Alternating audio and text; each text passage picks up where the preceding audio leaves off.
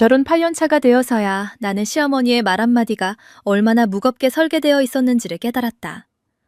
네가 우리 집 기둥이 되어야지. 처음 그 말을 들었을 때 나는 정말로 그것이 신뢰의 표현이라고 믿었다. 내가 얼마나 순진했는가. 기둥이란 단어 속에 숨겨진 뜻은 단 하나였다. 무너지지 않고 계속 받쳐라. 손가락이 화면 위에서 멈칫거렸다. 서울 성산동 아파트 거실의 정막 속에서 나는 새벽 2시에 뱅킹 앱을 내려다보고 있었다. 남편 강태주는 안방에서 이미 코를 골며 자고 있었다. 내일이 시어머니 이옥자 여사의 환갑잔치였다. 200명의 하객이 초대된 강남의 연회장, 1인당 98,000원짜리 코스 요리, 생화로 꾸민 포토존, 전문 사진작가까지. 총 4,200만 원. 그 돈이 어디서 나왔는지 초청장 어디에도 적혀있지 않았다. 나는 분실 신고 버튼 위에 엄지를 올려놓았다. 다음날 정오 연 회장 지배인은 들고 온 단말기를 시어머니 앞에 들이밀며 차갑게 말했다. 여사님, 등록하신 결제카드가 사용 정지 처리되었습니다. 잔금 3천만 원, 결제가 불가합니다. 시어머니의 얼굴은 7만 원짜리 한복 위에서 회색으로 굳어버렸다.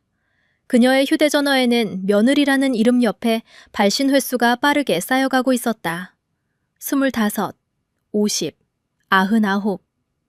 나는 그 순간 부산행 KTX 창가 좌석에 앉아 귤 껍질을 까고 있었다. 차창 밖으로 경부선의 봄들판이 빠르게 지나쳤다. 오랫동안 잊고 있었던 냄새, 따뜻한 햇살 냄새가 났다. 이야기를 처음부터 해야 할 것 같다. 시간을 2달 전으로 되돌리자. 3월에 마포구 성산동. 나는 대학병원 외과병동의 수간호사다. 38세, 연봉 5,800만 원. 야간 교대 근무를 마치고 돌아오는 새벽 6시에 나는 늘 현관 앞에서 잠깐 멈췄다. 집 안으로 들어서는 것이 주저되는 이유를 오랫동안 나는 단순한 피로 탓으로 돌렸다. 사실은 알고 있었다. 이 집이 내 집처럼 느껴지지 않아서였다. 식탁 위에는 시어머니가 보낸 카카오톡 메시지가 내 휴대전화에 떠 있었다. 환갑잔치 견적서 다시 확인해봤는데 꽃장식을 프리미엄으로 올리는 게 어떻겠니? 6월에 오는 사둥댁 쪽이 강남에서 꽤 알려진 집안이라더라. 우리 집이 기죽으면 안 되지 않겠어? 문장 끝에는 웃는 이모티콘이 붙어 있었다. 나는 냉장고에서 물을 꺼내 마셨다. 맞은편 벽에는 강태준과 나의 결혼 사진이 걸려 있었다. 8년 전 그의 웃음이 액자 속에서 변하지 않고 있었다. 그 웃음을 보며 나는 처음 결혼하던 해를 떠올렸다. 시아버지 강병철은 작은 인테리어 회사를 운영하고 있었는데 결혼 이듬해에 부도가 났다. 공사대금 미수로 직원들 월급이 2달째 밀린 상태였다. 시어머니가 전화를 걸어왔다. 민정아, 네가 조금만 도와주면 안 되겠니? 어른들 체면이 있는데 직원들한테 못 줄 수는 없잖아. 태준이가 나서면 더 창피하고. 그때 나는 적금을 깨서 2,300만 원을 이체했다. 그것이 시작이었다. 그 다음 해에는 시동생 강태호의 결혼 준비가 있었다. 시동생은 중소기업에 다니고 있었고 예비 신부 쪽 집안이 분당에 아파트를 한 채 마련해줬다. 시어머니는 우리 집이 너무 초라해 보인다며 예단 비용을 보조해달라고 했다. 1,500만 원. 나는 그때도 토달지 않았다. 강태주는 프리랜서 웹디자이너였다. 수입이 불규칙했다. 잘 될 때는 월 400만 원 가까이 벌었지만 일이 없는 달에는 30만 원짜리 소규모 외주 하나로 버텼다. 아이를 낳지 않은 이유 중 하나가 그것이었다. 경제적으로 안정이 되면 이라는 문장이 8년 동안 우리 집 거실에 늘 걸려 있었다. 안정은 한 번도 오지 않았다. 메모 앱을 열었다. 잠금 비밀번호가 걸린 파일이었다. 거기에는 내가 지난 8년 동안 기록해온 이체 내역이 정리되어 있었다. 시아버지 회사 직원 체불 임금, 시어머니 무릎 수술 비용, 시동생 결혼 예단 보조, 시댁 전세금 갱신 차액, 강태준이 차린 작은 스튜디오 초기 비용, 결국 망한 그 스튜디오의 빚처리까지 총액은 1억 9천만 원이 조금 넘었다. 9년치 내 야간 교대 수당을 모두 합쳐도 남지 않는 숫자였다. 파일의 마지막 줄에는 이렇게 적혀 있었다. 환갑잔치 계약금 1,200만 원 지출 2월 27일. 기억은 한 달 전에 어느 오후로 되돌아갔다. 강남의 연회장 상담실. 담당 매니저가 능숙한 미소로 최종 견적서를 밀어보냈다. 하객 200명 기준, 코스 요리 1인 98,000원, 플라워 장식 프리미엄 패키지, 전문 사진 촬영, 사회자 섭외비 포함, 총 4,200만 원. 나는 숫자를 보며 숨을 참았다. 이건 우리 연간 저축액을 전부 털어도 모자란 금액이었다. 옆에 앉은 시어머니는 테이블 위에 샘플 꽃사진을 넘기며 매니저에게 물었다. 이 장미가 더 선명한 색은 없나요? 내년에 시댁 사람들이 다 오는데 좋아 보여야 하거든요. 나는 그 옆에 앉아 입을 꾹 다물고 있었다. 뭔가 말하려고 고개를 들자 시어머니가 먼저 내 눈을 마주쳤다. 그 눈 속에는 질문이 없었다. 오직 당연하다는 확신만 있었다. 나는 다시 고개를 내렸다. 가방에서 검은 신용카드를 꺼내 매니저에게 건넸다. 집에 돌아오는 길에 강태준이 조수석에서 말했다. 엄마, 기뻐하시더라. 수고했어. 나는 운전대를 잡은 채 그를 쳐다봤다. 당신은 오늘 한마디도 안 했잖아.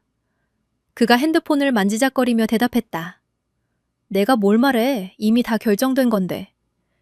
그의 손 위에서 화면이 켜졌다. 야구 스코어였다.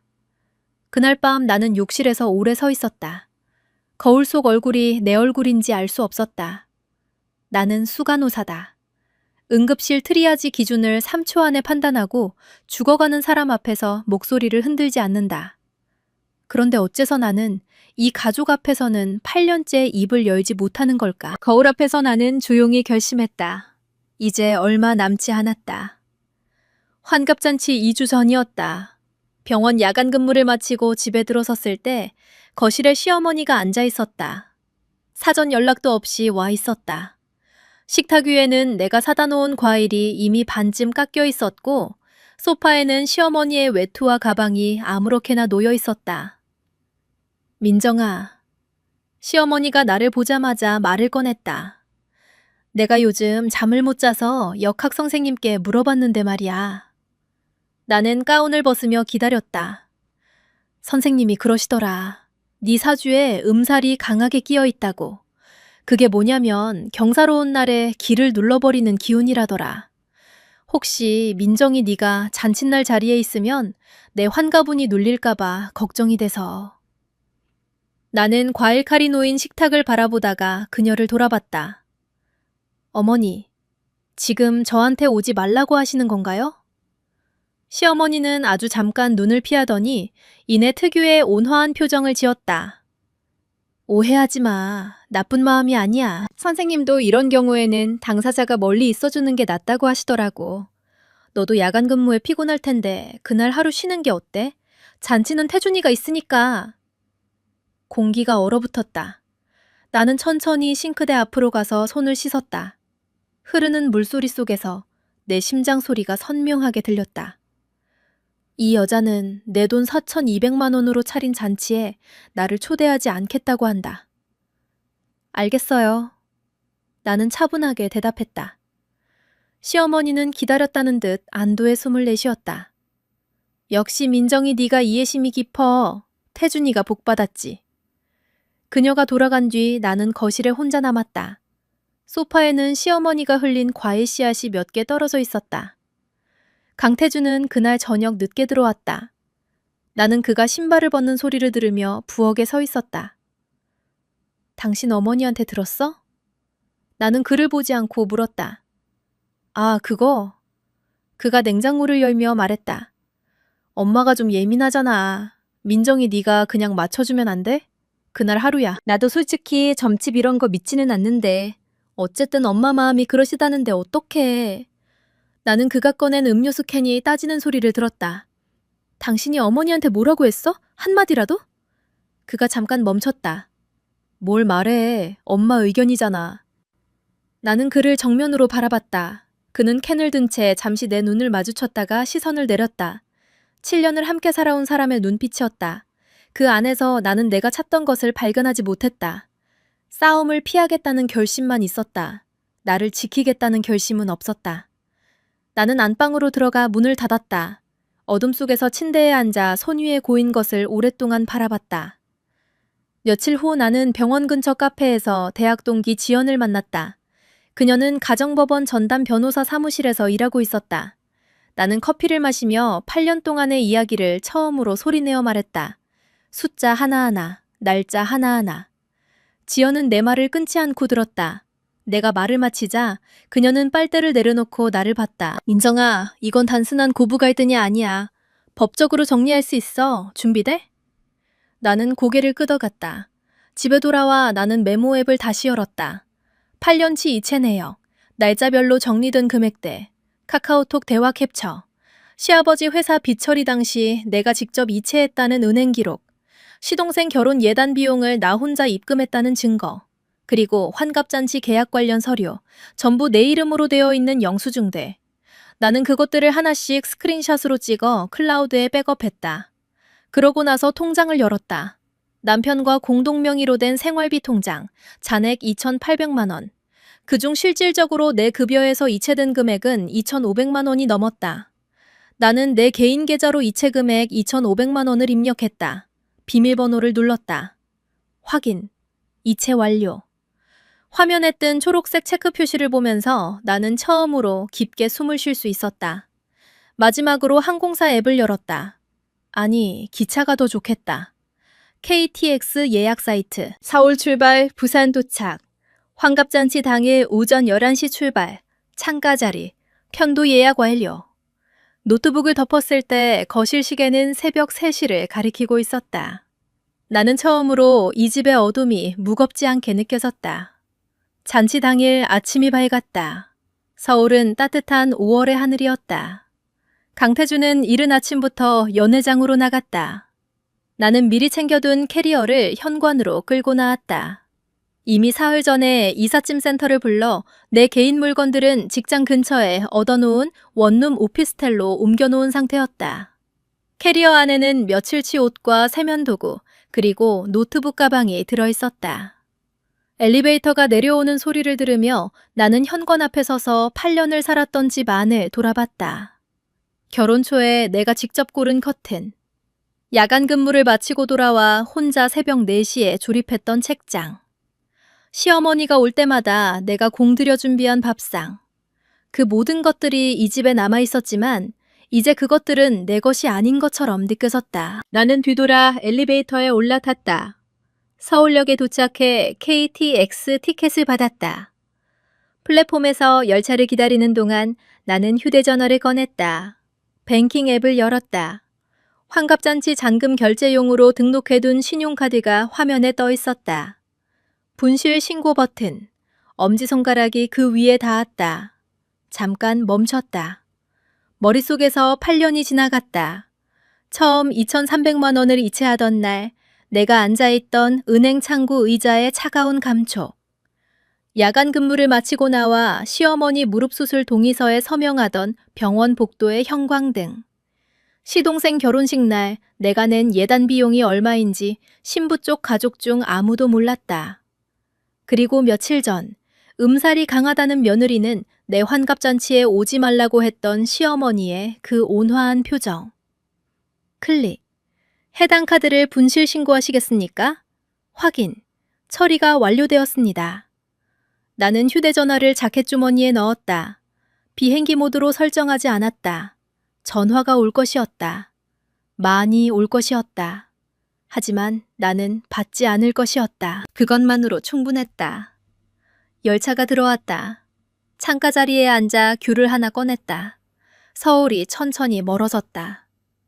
그 시각 강남 연회장에는 점심 손님들이 속속 들어서고 있었다. 200명의 하객. 시어머니 이옥자 여사는 분홍빛 한복을 차려입고 입구에서 연신 허리를 숙이며 인사를 했다. 가장 얼굴이 넓은 친척들, 직장 시절 동료들, 시동생 쪽 사돈댁까지. 그녀의 얼굴에는 60년 인생에서 가장 찬란한 날을 맞이한 사람의 기쁨이 가득했다. 연회가 시작될 즈음 연회장 지배인이 창백한 얼굴로 식장 안쪽을 가로질러 왔다. 그는 시어머니 쪽으로 다가가 낮게 고개를 숙였다. 여사님, 잠시 안쪽으로 오시겠습니까? 시어머니는 영문을 모른 채 따라갔다. 지배인이 카드 단말기를 들어 보였다. 애정 화면에는 붉은 글씨가 선명했다. 거래 실패, 분실 신고된 카드. 여사님, 등록하신 결제 카드가 소유자 본인에 의해 분실 신고 처리된 상태입니다.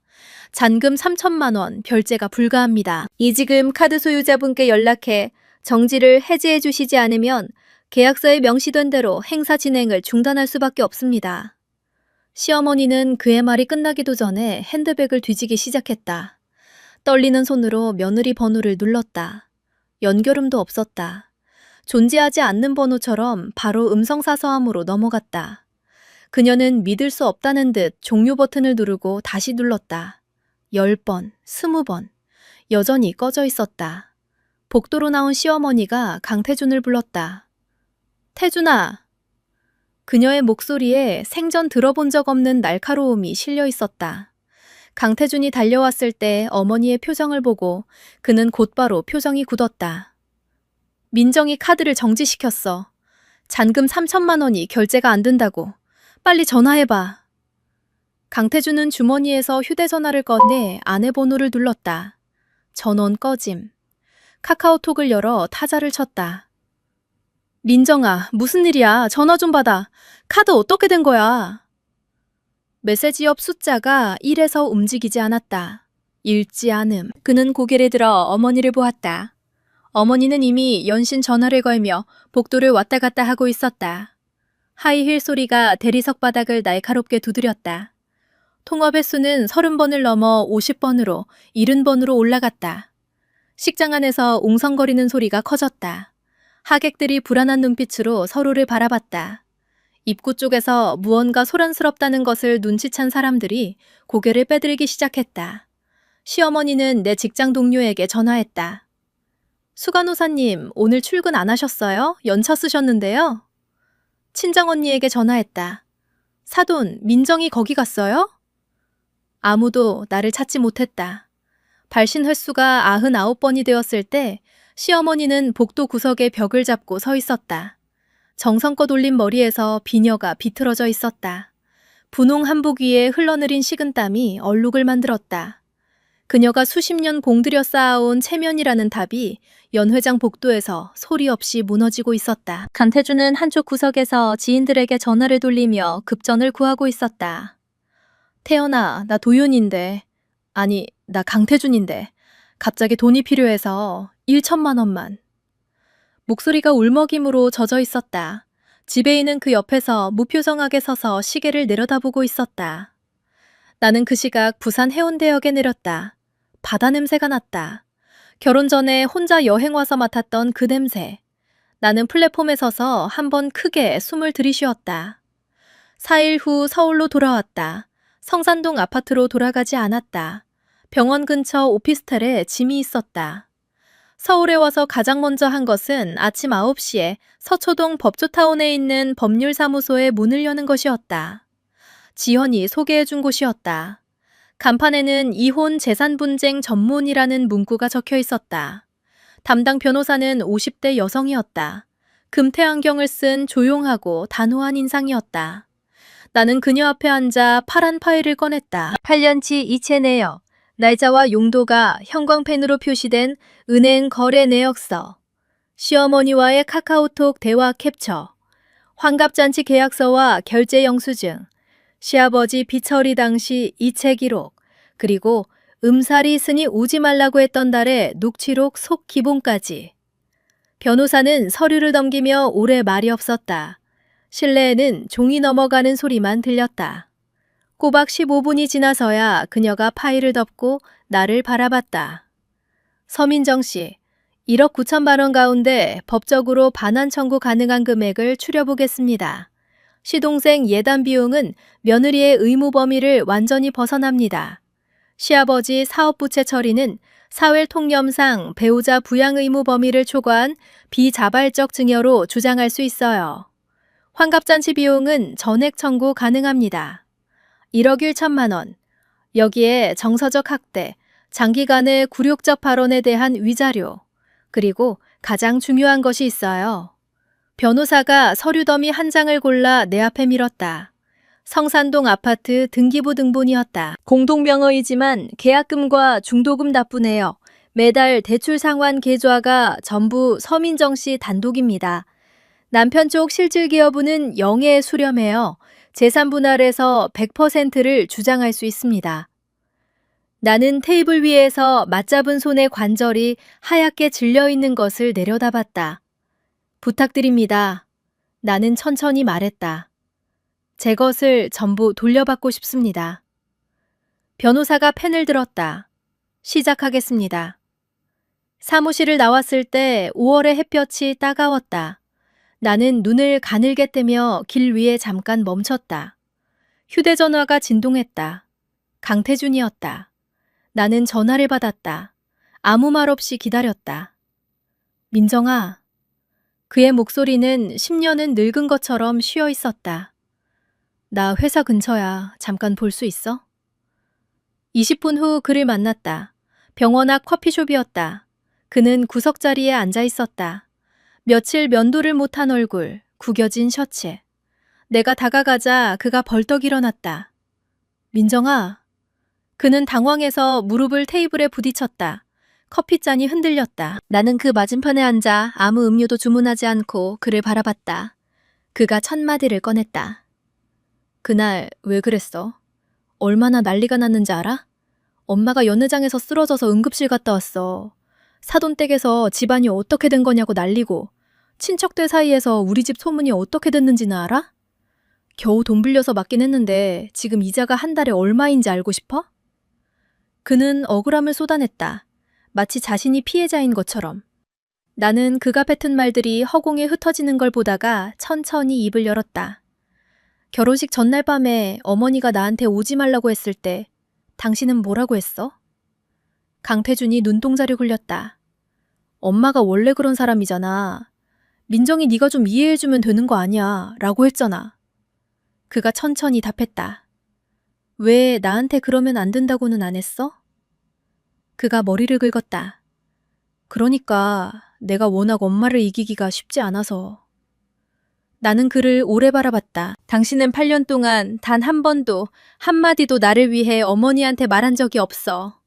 내가 이체할 때마다 고생한다고 했지. 하지만 왜 이게 잘못됐냐고는 한 번도 말 안 했어. 왜냐면 당신도 편하니까. 강태준이 입을 달싹거렸다. 나는 그 말이 나오기 전에 가방에서 봉투를 꺼냈다. 내용증명 봉투였다. 변호사가 작성해준 소장이 들어있었다. 나는 그것을 테이블 위에 조용히 내려놓았다. 변호사 선임 준비해. 내가 말했다. 봉투를 뜯는 소리가 났다. 잠시 후 강태준이 숨을 크게 들이켰다. 1억 1천에 아파트까지. 그가 멍하니 소장을 내려다보며 중얼거렸다. 민정아, 이거 진짜야? 나는 이미 자리에서 일어서고 있었다. 그가 소리쳤다. 서민정, 내가 8년을 같이 살았는데 어떻게 이래? 나는 뒤를 돌아보지 않았다. 유리문을 밀고 나섰다. 5월의 바람이 얼굴을 스쳤다. 그로부터 2달이 지루하게 흘렀다. 조정기일이 3번 잡혔고 3번 모두 결렬되었다. 강태준은 매번 조정실에서 지쳐 보였다. 한쪽 눈이 충혈되어 있었고 말할 때마다 목이 꺾이는 것처럼 보였다. 조정위원이 마지막으로 권유했다.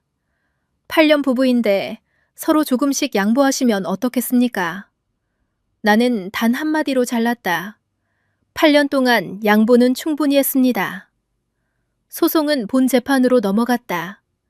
판결을 기다리는 어느 평일 오후, 알 수 없는 번호로 카카오톡이 왔다. 시동생 강태호의 아내였다. 번호를 바꾼 모양이었다. 형님, 올케님 입장은 이해해요. 그런데 아파트까지 가져가시면 시아버지 시어머니는 어디 가세요? 연세도 있으시고 지금 빚까지 있는데.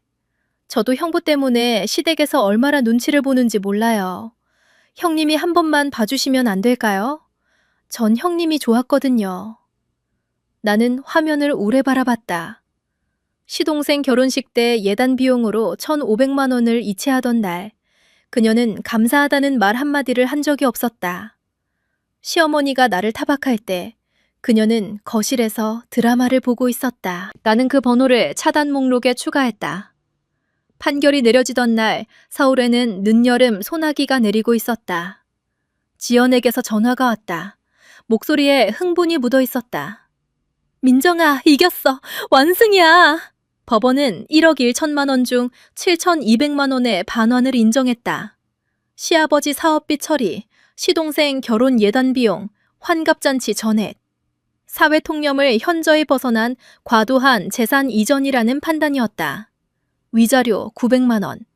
그리고 성산동 아파트는 재판부가 서민정 단독 소유로 판결했다. 피고 강태주는 판결 확정 후 30일 이내에 퇴거하라. 전화를 끊고 나는 오피스텔 창문을 열었다. 소나기가 아스팔트 위에서 튀어오르는 소리가 들렸다. 미칠 듯이 기쁠 줄 알았다. 그런데 이상하게도 눈물이 나지 않았다. 그저 오래 알아온 열이 내린 것처럼 몸이 가볍게 비워진 것 같았다. 이사날을 토요일로 잡았다.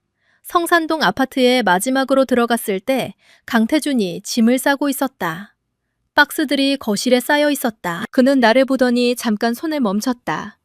민정아, 그의 목소리가 낮았다. 우리 진짜 이렇게 끝내야 해? 나는 그를 바라봤다.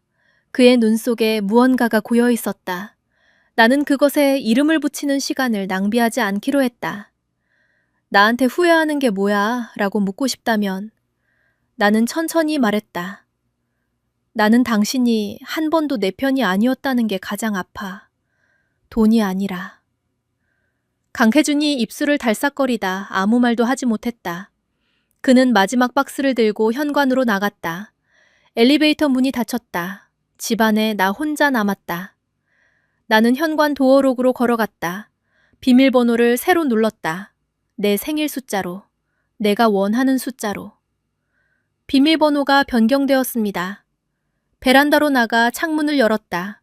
한강에서 불어오는 바람이 얼굴에 닿았다. 저 아래 강변북로의 불빛들이 물 위에 반사되어 흔들리고 있었다. 나는 오피스텔로 가져갔던 책 한 권을 베란다 바닥에 내려놓고 잠깐 기대어 섰다. 7개월 후 봄이 왔다. 병원 주차장 앞 벚꽃이 만개했다. 나는 외래 진료실 쪽 복도를 걸어가고 있었다. 손에는 새로 인쇄된 명함이 들려 있었다. 수 간호사에서 간호 파트장으로 직함이 바뀌어 있었다. 점심시간에 편의점에 들러 샌드위치를 집었다. 계산하면서 무심코 뉴스 앱을 스크롤했다. 사회면 기사 하나에 시선이 멈췄다. 노원구의 한 빌라 단지에서 관리비 장기 체납으로 여러 세대의 경고장이 붙었다는 내용이었다. 기사 사진에는 낡은 현관문과 문 앞에 쌓인 생활용품들이 흐릿하게 보였다. 창문에는 붉은색 독촉장이 붙어 있었다. 나는 그 사진을 1초간 보다가 여러 기사로 넘겼다. 5,800원입니다. 계산대 직원이 말했다. 나는 카드를 내밀었다. 잔돈을 받아 주머니에 넣는데 휴대전화가 진동했다. 저장되지 않은 번호.